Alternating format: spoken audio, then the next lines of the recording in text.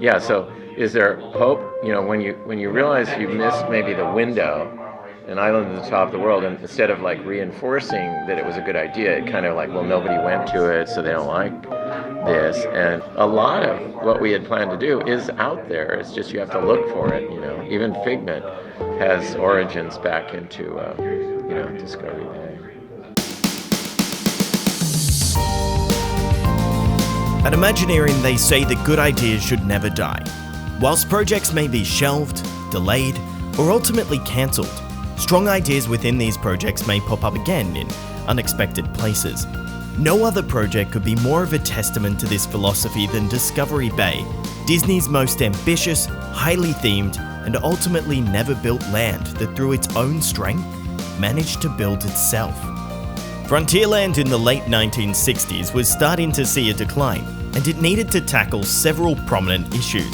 The first was that the land was merely a backdrop to its single attraction, Mine Train Through Nature's Wonderland, which over the years started to see a decline in visitors and interest.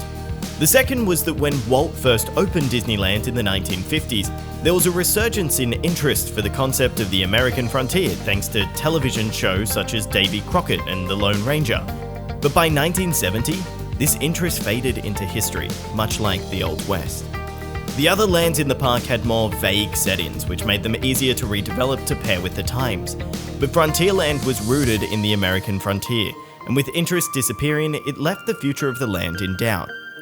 The answer to all of these problems lied in shaking up the quiet town of Frontierland with a brand new headline and attraction known as Big Thunder Mountain Railroad, the spiritual successor to Mine Train Through Nature's Wonderland. This thrilling attraction would have you spiraling through the mines of the frontier and would bring new life to Frontierland. But the designer behind the attraction had something bigger in store.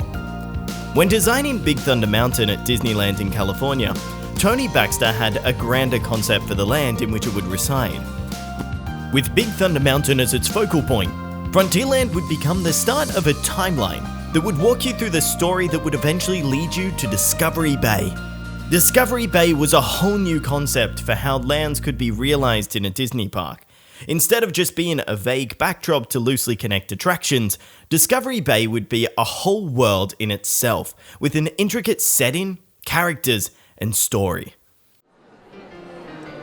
Discovery Bay's highly imaginative tale includes the legend of a young inventor named Jason Chandler, who lived in a town called International Village during the peak gold rush years in the Big Thunder region circa 1849.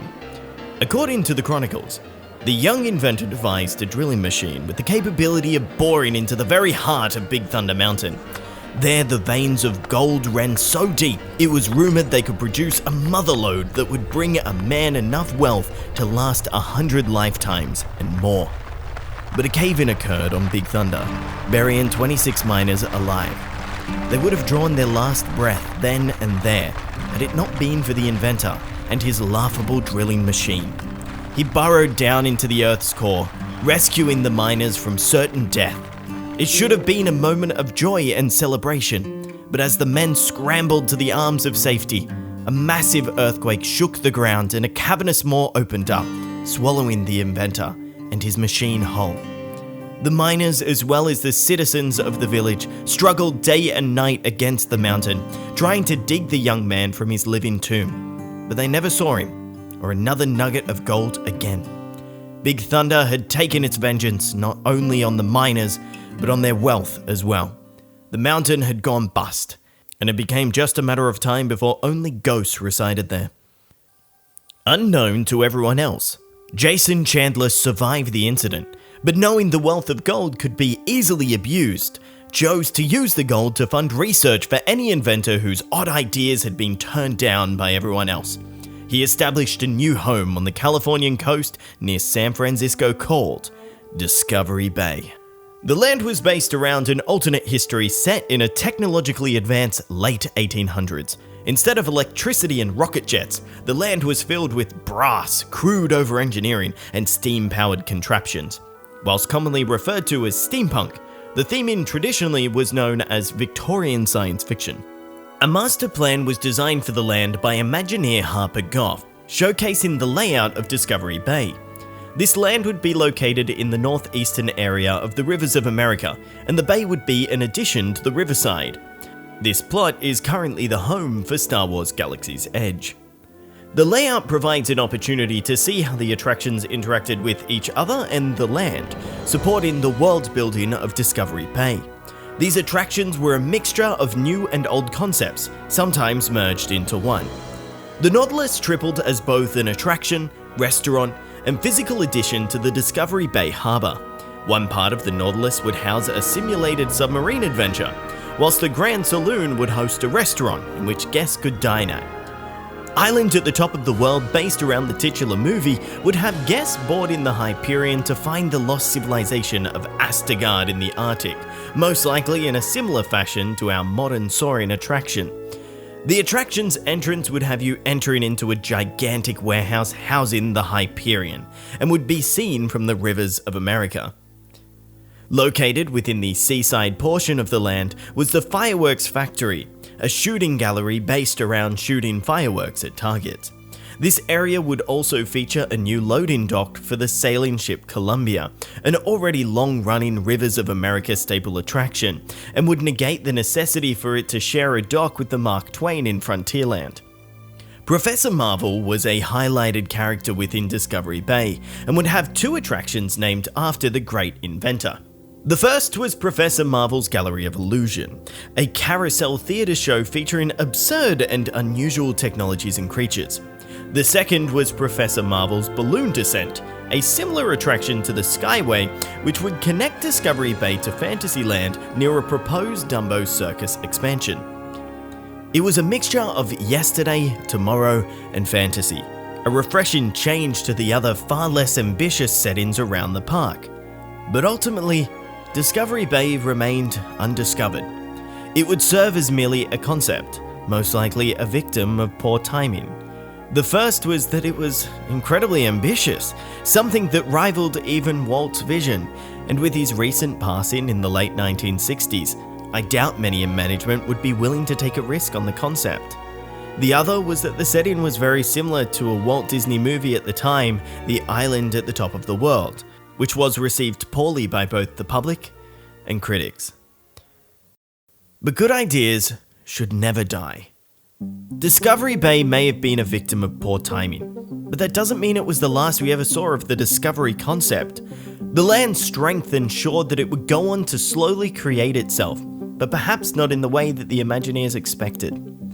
The first attraction to sprout out of the seeds that Discovery Bay had sown was Journey into Imagination. Professor Marvel's Gallery of Illusion heavily influenced the ride and the characters within. Professor Marvel and his small dragon companion went on to become the Dreamfinder and Figment. A look at the Dreamfinder's aircraft shows obvious roots in Victorian science fiction. The Fireworks Factory was reworked from a shooting gallery into a restaurant and became an addition to the now destroyed Pleasure Island. Discovery Bay provided a solution for the Tomorrowland problem, merging tomorrow and yesterday, a topic we've tackled in our Tomorrowland 2055 video, and went on to influence Disneyland Paris's vision of the future as Discoveryland. This was the first land built which embraced the Victorian science fiction theme, and the Nautilus was present as a walkthrough attraction within the land, which is still open to this day. The Hyperion is also a prominent feature of the land, and when comparing the land to the conceptual art and models of Discovery Bay, it's obvious where its inspiration lies. Tokyo Disney Sea, which opened in 2001, saw heavy influence from Discovery Bay within its port of calls Port Discovery and Mysterious Island. Port Discovery takes strong inspiration from Discovery Bay's visual design, whilst Mysterious Island bases itself heavily around the works of Jules Verne, in a very similar way to Discovery Bay. The Society of Explorers and Adventurers, a secret club that is incorporated into attractions such as Mystic Manor at Hong Kong Disneyland, Tower of Terror at Tokyo Disney Sea, and the Skipper Canteen at the Magic Kingdom, has its roots in some of the characters that were going to be featured in Discovery Bay.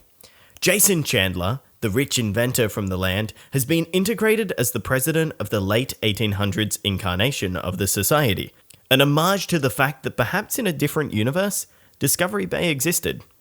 So Discovery Bay might not have been built, but it definitely made its way into the Disney parks through other means. and has perhaps gone on to take a grander role than the designers could have realized, with influences all around the world. Good ideas should never die. This philosophy helps make Imagineering as great as they are. But they didn't get this philosophy out of nowhere. It was adopted from the man who started it all. The Disneyland concept wasn't made overnight. It was an idea which rested in Walt Disney's head for years that for a time remained just that, an idea. Many amusement parks during Walt's early life were gritty and adulterated, littered with cheap food and vendors, alcohol, and a lack of sanitation. They were a form of entertainment for the lowest common denominator, and Walt's vision of a family-friendly amusement park, beautifully themed around fantastical characters, was absurd for the time, akin to making a child-friendly pub, and he lacked any real support for most of his career. It wasn't until the right opportunity presented itself that Walt was able to make Disneyland a reality. This was deep into Walt's life, at the peak of his entertainment career. The studio he founded was doing well, and he had become a household name amongst the American population. He had every reason to give up on his idea and focus on what was in front of him. But he never gave up on it. And on July 17th, 1955, Disneyland opened to the public.